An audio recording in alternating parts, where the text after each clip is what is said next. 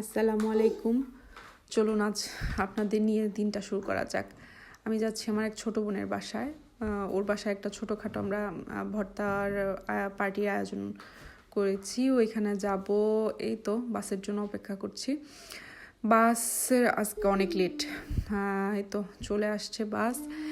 তারপর আমার ছেলে মাশাআল্লাহ আজকে তার নিজের জায়গায় বসে গিয়ে অনেকক্ষণ ছিল, কিন্তু স্থির থাকতে পারে না, কারণ তার হয়তো সময়টাই এরকম, কারণ মাত্র হাঁটা শিখছে, এই জন্য। টিপটাপ বৃষ্টি পড়তেছিল। যাই হোক, স্ট্রিটটা সুন্দর না?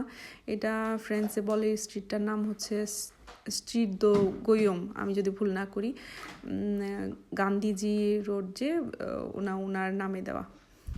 আমার ছেলে ঘুমিয়ে গেছে, ওর দুপুরবেলা খাওয়া পেটটা ভরা থাকলে ঘুমিয়ে যায়।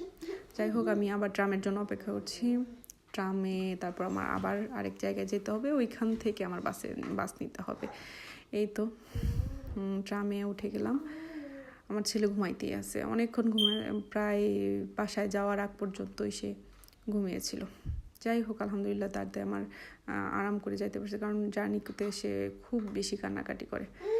এখন আমি একটা আমার ফেভারিট শপ, এটা আকসিও, এখান থেকে কিছু টুকটাক কেনাকাটা করে তারপর চলে গেলাম বাসের ওইখানে। বাসে আমার ছেলে কত বড় মানুষের মতো হাত দিয়ে সে ধরে রাখছে। তারপরেই তো আমাদের সবাই মিলে ভর্তা টর্তা করে নিয়ে আসছি, এই তো গুছায় গাছায় নেওয়া হয়েছে। এখানে আমরা বসে খাওয়া দাওয়া করে আড্ডা সাড্ডা দিচ্ছিলাম।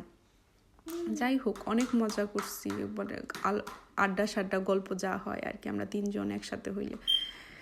তারপর আজ কিছুক্ষণ তার ভাইয়ের সাথে খেলাধুলা করতেছিল। এই তো আমরা এখন চলে যাচ্ছি বাসায়। বাসায় যেতে যেতে রাত হয়ে গেছে, যদিও এইখানে তো 10টায় রাত সন্ধ্যা হয়, তো আমাদের বাসায় যাইতে যেতে প্রায় 11টা বেজে গেছে। আমরা বাসার থেকে আসলে এই বের হই করতে করতে অনেকক্ষণ হয়ে যায়।